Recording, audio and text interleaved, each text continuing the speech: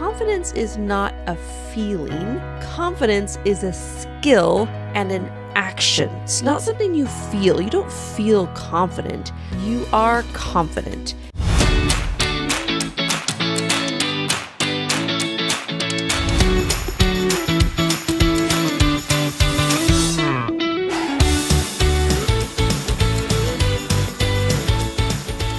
Welcome back to Quiet Wealth.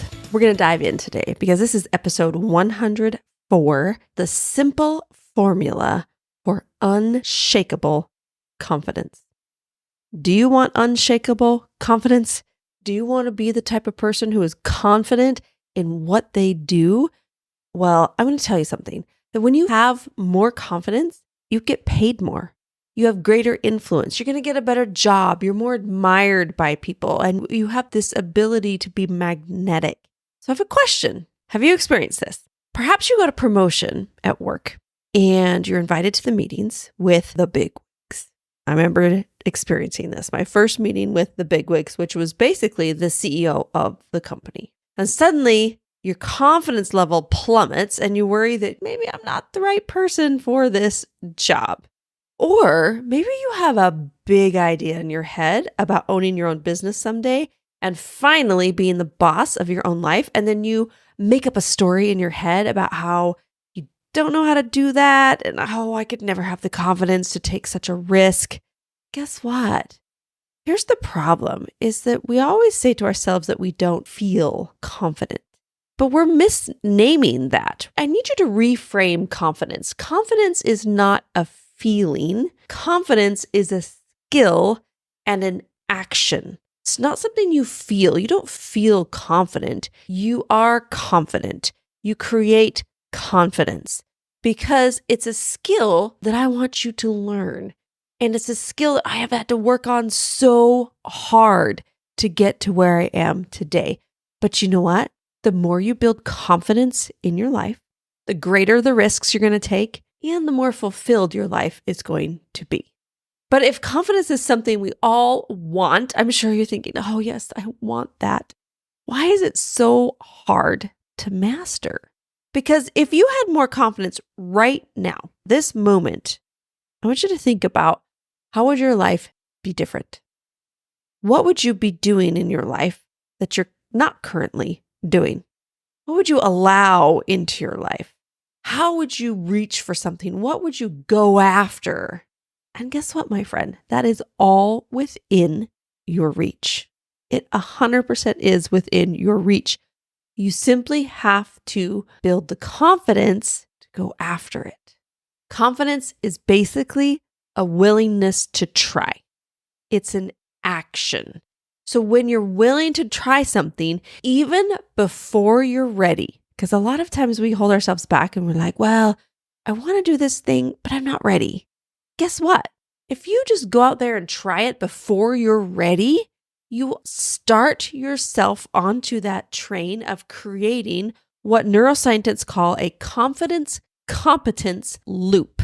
And it's a loop because the more you try, the more you gain confidence to continue trying. And the more you try, the more competent you become at that skill. Whenever you try something new, you will grow. And if you're the kind of person that's willing to try over and over and over and over and over and over again, you gain mastery. Because true confidence begins the moment you're willing to try. So are you willing to look like an idiot? Because we all start from square one. I'll give you an example of when I decided to look like an idiot. Just a simple example. My kids, when they were in high school, decided they wanted to try out for the tennis team. We had never been a tennis family. I was an athlete growing up. I was a soccer athlete. I did swim team. I was on the track team. And I had a lot of awards and I did really well. And I got to go play in the Netherlands playing soccer.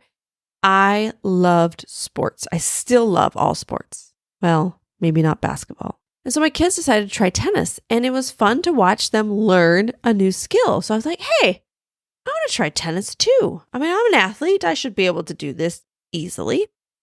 So I get myself a racket and a ball, and I go out there with my kids, and I'm trying to hit the ball. And oh man, I was terrible. I was terrible at tennis. And I was like confused. Like, why am I so terrible at this? Because I'm an athlete. Sports should come naturally to me, right? And sometimes we get into this fallacy. And a lot of that is perfectionism mindset, which I have also struggled with throughout my life. But I've decided that, you know what? I need to slow down and I need to figure out the exact stroke. And I think I'm okay looking like an idiot. And my kids laughed at me and they snickered at me and and it was fine. It was fine because it takes some time. And so I went out there and I practiced and I practiced and I practiced. I'm still not great at tennis, but I can play. I can play now and it's fun and I can have fun with it. I could have been like, oh, I'm just not good at it. And this is something that soapbox here for Camilla, it drives me crazy is when people just shrug their shoulders and like, well, it's just not for me. I'm just not good at it. Because you can be good at it. You absolutely can be good at whatever you want to be good at. You just have to try. Because here's the difference. I'm willing to try. People ask me often, Camilla, what's your secret? What's your secret to doing all the things that you're doing and, raising 5 kids, having your real estate business, having a financial education business? What else are you doing? How are you doing all of this? And my secret is, frankly, I'm willing to try. I'm willing to put myself out there. I'm willing to look like an idiot. I'm willing to start at 0 because everyone starts at 0. I'm willing to look terrible in videos. I'm willing to figure out podcasting. I'm willing to put myself out there because I want to be confident and I want to be good at many different things. And before you get a misnomer, confidence has nothing to do with like swagger or bravado. That's ego. That's not what I'm talking about here. I don't want you to have a big ego, an inflated ego. And I think sometimes we as women shy away from that. And confidence also has nothing to do with being extroverted or introverted. Extroversion and introversion is just simply the way you get your energy. You can be super confident extrovert and you can be a super confident introvert. Nothing to do with those personalities.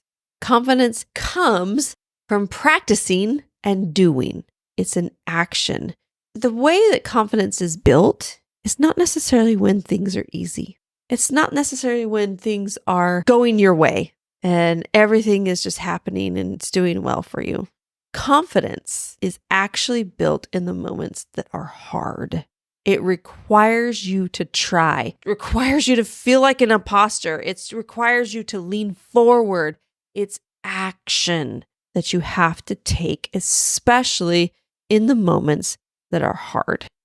Sometimes courage is another concept that comes first, and then it leads to confidence. If you can muster up a little bit of courage to try, your confidence is going to grow. I have a couple of strategies for you and a formula that I want you to use in your life to be able to get to unshakable confidence. If I didn't learn how to push myself and really practice these steps, I promise you, friend, I'd still be in bed. I'd be consumed with anxiety and depression, and I would be feeling like a failure. It is absolutely worth trying. So here's the formula. The formula is positive self-talk plus action plus repetition equals unshakable confidence. I want to give a quick shout out to my podcast manager, Abby. If you're in need of help in launching and managing your own show, please reach out to her at productions@abbygwaki.com. I'll put her details in the show notes. She really is the best, and I love her. Let me say that again. Positive self-talk plus action plus repetition equals unshakable confidence. So let's talk about this positive self-talk. You need to be your own cheerleader. You need to be the one that is telling yourself you're doing a good job. We are so good at negative self-talk. It's almost like inherent. It feels like I have 4 teenage daughters, and it feels like it's just comes with the territory, comes with being a woman, is that there's just constant negativity flowing in your brain and going in and through and over and around and all sorts of places. You have to identify that. You have to stop it, and you have to replace it with positive self-talk. I remember the first time I was going in for a big interview. It was an interview for my first really big job out of my MBA, and I was scared out of my mind. And here's some of the negative things I was telling myself. I'm too old because I did my MBA when I was 38. All of my classmates were in their early 20s. I was a good 15 years older than the majority of my classmates. Therefore, I was competing for jobs with them. And I was like, man, I don't know why this company would want to hire me because I'm old. And I hadn't been in the workforce. I hadn't been in a corporate job for a long time because I had been home as the stay-home parent for my children. Now it was my turn to go and be part of the corporate world. Scared out of my mind. So I already had this negativity happening in my brain that like, oh, I don't know what to tell them because I don't have experience. I don't know what kind of experience I have or what's going to happen with this. I'm trying to figure out how to go into this interview, and I had prepared. Preparation is another big thing for confidence. The more you prepare for anything that you're going to do, the more confidence you're going to have. Maybe it's taking a test in your classes, or maybe it's going and speaking in front of a large group, or maybe it's writing a book, things like that. The more you prepare, the better you're going to do at it, and the more confidence you're going to have. Because if you didn't prepare and you go in to take a test, you're like, whoop, I'm scared out of my mind. I'm going to fail this test. But the more you prepare, the more you feel like, okay, I could probably do okay on the test. So I'm approaching this big interview. I have a picture of myself that I took in the bathroom because I had looked up ways to be confident in interviews. And one of the YouTube videos that I watched suggested doing what's called a power pose. And a power pose is where you stand up straight and tall. Like think of it as Captain America, right? When he stands up tall with the hands on his hips and chest pumped out. That's a power pose where you take up space. Could be one where you raise your hands above your head. And that's the one I have on my picture. I have my hands raised above my head, taking up space like a big starfish, trying to create the confidence I needed to go in and nail this interview. And so in that moment, when you're standing in front of that mirror, staring at yourself, taking up space, that's where this positive self-talk comes in. And there's a really cute video out there there's a little girl who maybe is 3 or 4 years old. She's standing in front of a mirror and she's like giving herself a pep talk. You are awesome. You are great. You're going to nail this day. It's going to be so good.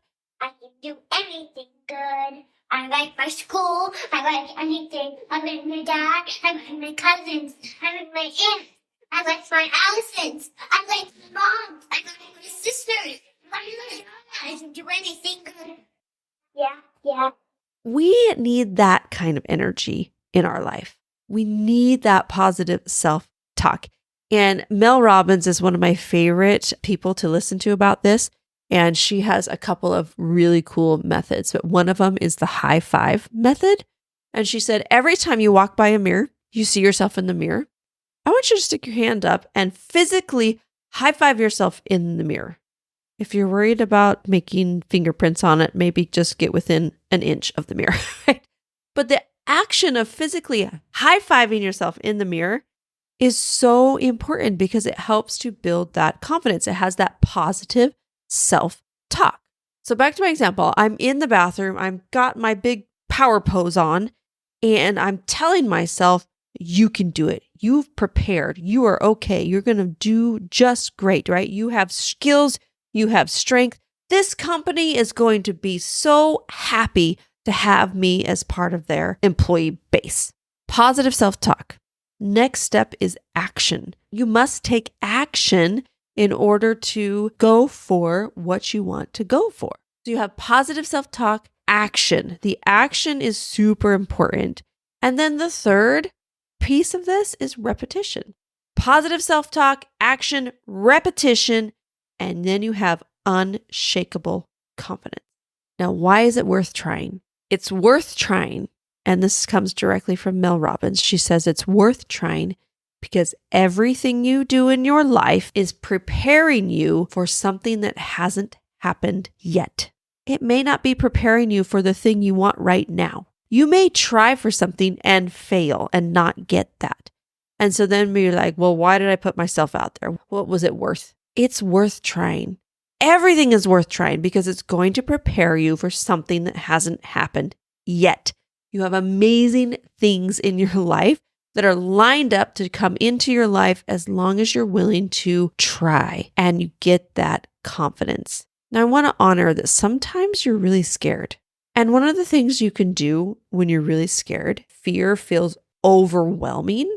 I want you to say out loud, I want you to use this phrase. I want you to put your hand on your heart. Put your hand on your heart. Physically touch your chest and say, hey, you're really scared right now. I know, but your heart is in the right place. And let that help you take that action because that's positive self-talk. And then when you show up joyfully, you show up with purpose, you become magnetic for other people to want to support and help you, magnetic for opportunities, magnetic for relationships to just grow and develop. And when you're a better human, business comes to you. My friend, what I want for you today is I want you to have that unshakable confidence. It's something I want for my daughters. I want it for you. Even when we're in our 40s and 50s, we may still not feel confident. Remember, confidence is not a feeling. It's an action. And if you reframe it as an action, you're going to do great things, my friend. Thanks so much for joining. Please, if you would do me a quick favor, I love putting this podcast on and I need help to grow it. And the best thing you can do to help is to leave me an honest review on Apple Podcasts. That would be super helpful. So thanks so much. And I appreciate you and have a fantastic